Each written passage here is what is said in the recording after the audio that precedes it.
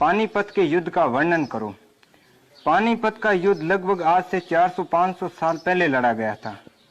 युद्ध बहुत ही खतरनाक था, इतनी भगदड़ मची, अब मैं क्या ही बताऊं, मेरे हाथ कांप रहे। चलो फिर भी मैं वर्णन कर ही देता भाई हूं। ये क्या आंसर है? तो युद्ध के शुरुआत में कई सारे सैनिक हाथी घोड़े लेकर उधर से आते हैं और कई सारे सैनिक इधर से हाथी घोड़े लेकर जाते हैं। फिर दोनों सेनाएं आपस में टकराती है, तलवारें चलती है तपाते,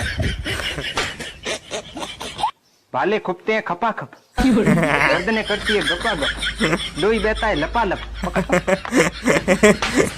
ओ भाई ऐसे आंसर लिखो सारे, ठीक है? ये देख रहे हो कैसे करता है, ये कैसे करता है। और अगर तुम्हें कोई वीडियो